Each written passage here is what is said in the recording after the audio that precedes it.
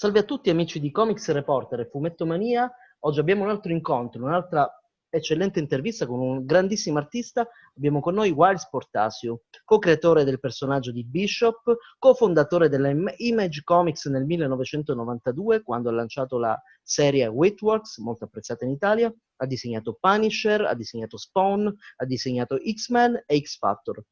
Abbiamo oggi l'onore e il piacere di poterlo intervistare. Hello WHILCE, how are you? Hi, I'm doing fine. How about you? Ok. I'm fine too, thank you. La prima domanda è, WHILCE, come stai passando, come stai trascorrendo questo periodo di quarantena?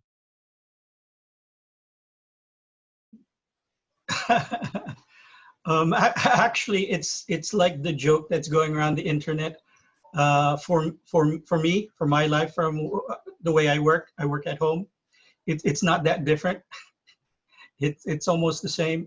The only good thing is that my kids here now, they're here now from college.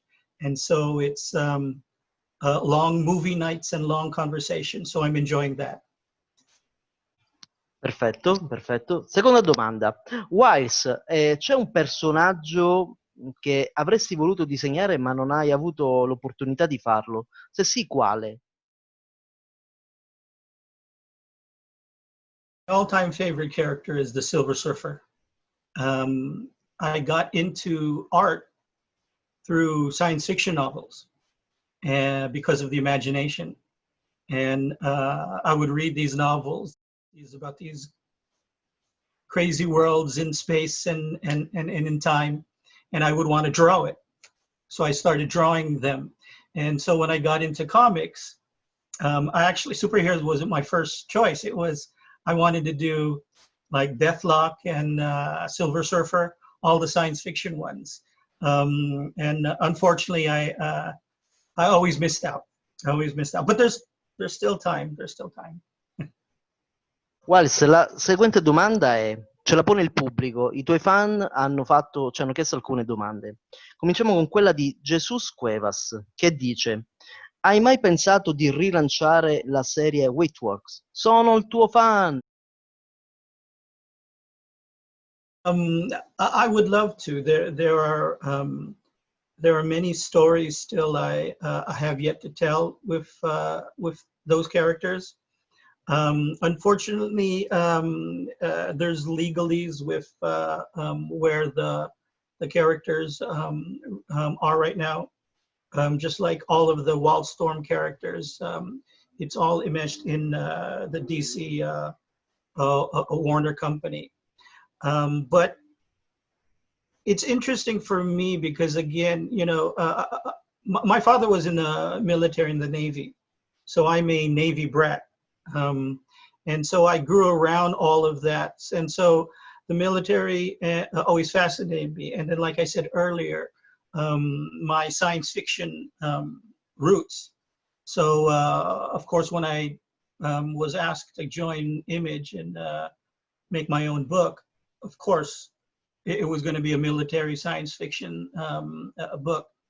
And it's just interesting for me that you have franchises like Aliens, you know, and Halo, and, you know, all these other military science fiction franchises. But it's weird. All of those franchises do really well, but there doesn't seem to be anything, you know, consistently out there. And so a part of me kind of bemoans that, you know, I can't technically just pick up Wetworks and go with it. So for the last few years, I've been thinking about another team, about another concept that would scratch my itches in the military genre and the science fiction genre. Mainly because there were stories that we didn't tell. I mean, if you remember Wetworks was a military team, and the science fiction twist in there was that they got these symbiotic metallic liquid armor that actually were basically little scientists. and they were experimenting with the individual character's DNA. So Dozer, who was a bodybuilder, then his muscles grew exponentially. Grail, who was into martial arts and always wanted to be with the force, so to speak, with Chi, became part of that. In my term on Wetworks, we got to that point where the little mad scientists were starting to change the team, but we never then got to the end game, what I had in store for that. I had individual stories for where those characters would go to that we haven't touched yet. So right now I'm trying to figure out something to present all that in there. Ok, perfetto. La seconda domanda che pone il pubblico ce la fa Mark Woodward e ci chiede: Whilce, con quale casa editrice ti è piaciuto di più lavorare e perché?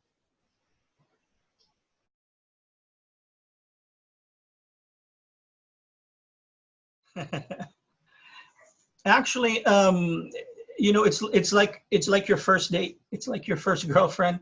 I grew up with a lot of the Marvel characters, so when I got to work at Marvel,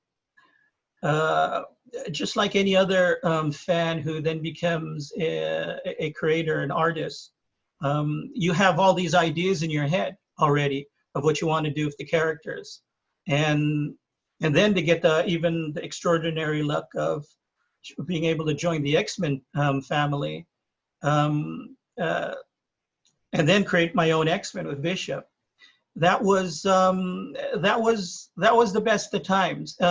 It wasn't, you know, let me say this too.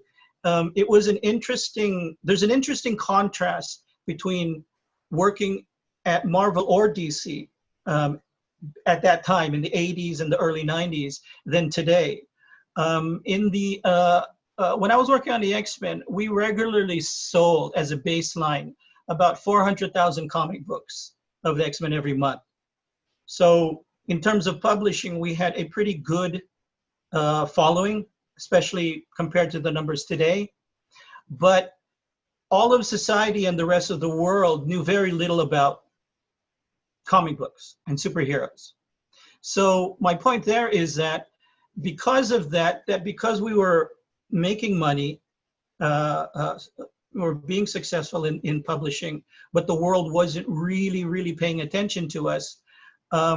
That's why you had situations where here, you know, a 2-year artist like myself at the time on X-Men was asked to create my own character. We were allowed a lot. Once you proved that you could do the work and do the work on time and that you could, quote unquote, speak to the audience, the editors and the company really allowed you a lot of freedom.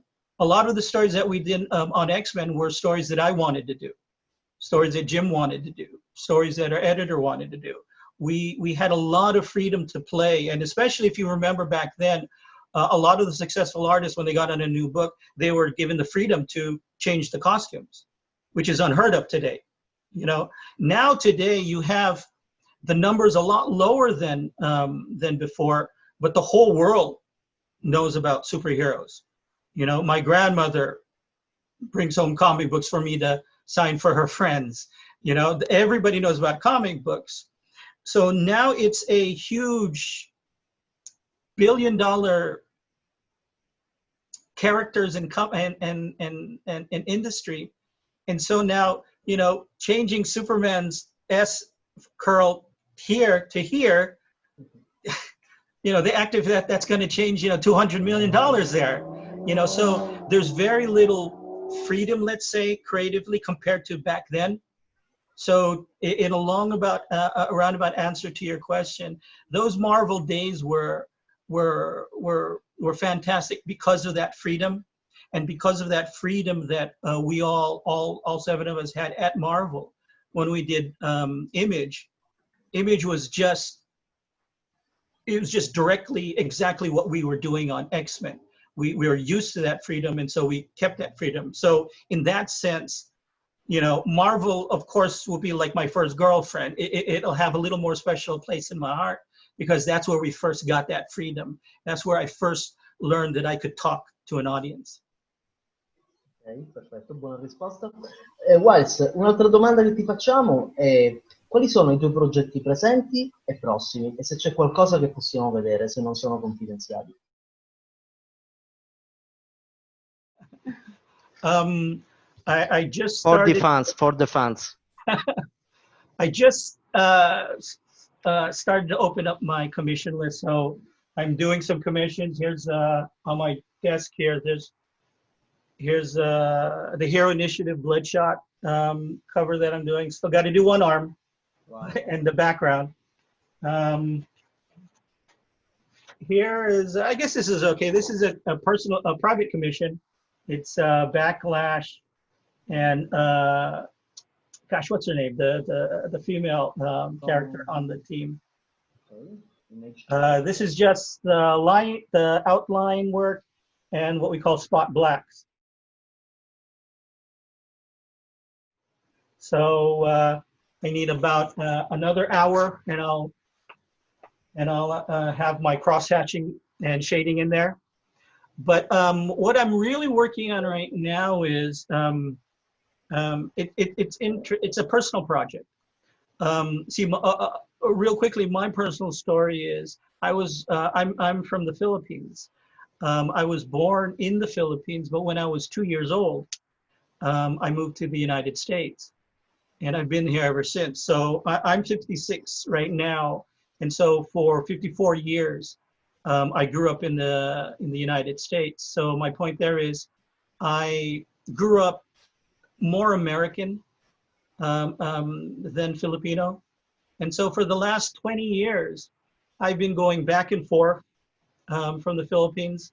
I now have a lot of friends and a lot of contacts there. And the more and more I learn about my culture, the more and more I learn about our history and my people, the more and more I want to do.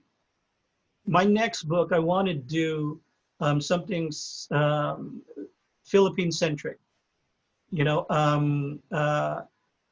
just real quickly, because I wasn't raised in the Philippines. Well, because my 30 years plus experience in comics is taking American superheroes and creating them, maintaining them, putting them out there and maintaining an audience.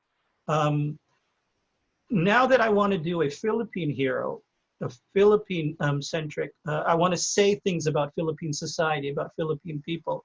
I can create a story. I can, with my experience, I can set up the structure. I can set up the designs. I can set up the world. But for a long time, I couldn't write it because I didn't grow up in the Philippines. So I don't know those. I mean, if I'm going to create a Filipino hero, that hero first and foremost must connect directly to a Filipino audience. And so if he doesn't say the things and do the little things that make him Filipino, then it's just the artist in me. I can't do that. I can't just do something just because people want to see it out there. Like in Wetworks, nobody, you know, in Image wanted to do a military thing, but that was who I was at the time. So now I've hooked up with another Filipino artist who actually happens to be one of the foremost, basically, historians of Philippine martial arts, tribal arts, and Philippine history. Okay. And so now we're in the process of taking all of our ideas and all of our thoughts about the Philippine society. But because we're both raised in the US, we want to do something which shows contrast between American superheroes and Filipino superheroes. The main tenement is, if a Filipino became a superhero, how would he react? How would he react to the changes in him? What would he do with that power? And it's interesting that the situation that we find ourselves in, this worldwide situation, where you could see on the news America's reaction to this new reality, and then you could, if you can, watch Philippine TV, and then you could see Filipino reaction to it. Then you could see Italian reaction to it, French reaction, Japanese reaction. They all have their differences. They have their cultural differences. And so it's interesting. My partner, Rafael, we've been talking about this for about 10 years now. And only finally, because of this situation, and because now it's becoming more clearer to us, quote unquote, Eastern and Western philosophy, and the good and the bad. If you're going to write a real good story, it has to be the good and the bad. If you only write the bad, then you're just complaining. If you only write the good, then you're just fantasizing. So you have to write the good and the bad. And so this new story is going to entail everything that I want to say. And because of the situation and because of my training, it's actually going to be enmeshed in the situation that we have ourselves in. Real quickly, the hero basically is a frontliner. The American way is gamma rays and robotic cyber gear and stuff like that. Well, the power base for the Eastern philosophy has always been spiritual. And in the Philippines, there is a thing called, in a lot of Asia, there's a thing called the third eye, meaning that it's an eye that actually sees in the spiritual plane. It sees in some stories, it sees demons and ghosts and souls and stuff, and that is, and what we're doing is we're using that as a power base for him to be able to see the good in us and to see the bad that's trying to destroy us. Because in the Philippines, the Eastern outlook is, like, for instance, if there's an old man and he's complaining and shouting at everybody, my American side would feel some aggression, would feel some anger that, why is he imposing himself and his anger on me? That's just the American point of view. But the Philippine point of view is that person must have some big hurt in his past life, and it hasn't been addressed. And so we look inward. And so that's what my hero is going to do. He's going to look inward. So sorry for taking too much time, but it's just when you get into a project like this, is like, they say it becomes a muse, and you just got to chase it. Okay, very interesting. The last question, l'ultima domanda, Wiles, non ti rubiamo più tempo perché sarai molto occupato sicuramente. L'ultima domanda è se conosci qualche artista di fumetti, di comics italiano, e se sì, quale?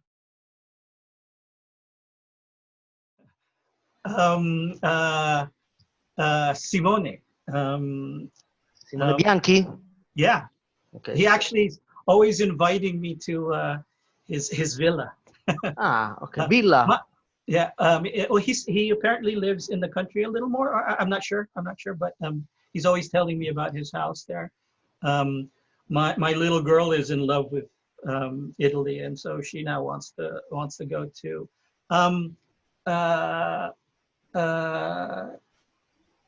Is Simone Legno Italian? Simone Legno, sì. Yeah, he's a good friend. I met him a long time ago in the Philippines, actually. He goes to the Philippines all the time. Wiles, per oggi ti lasciamo libero. Grazie mille per la tua disponibilità, per la tua attenzione e per il tuo tempo. Da parte di Comics Reporter e Fumettomania ti ringraziamo e ti salutiamo. Ciao, grazie. Thank you. Stay safe, Ciao. everybody. Stay safe. Thank you.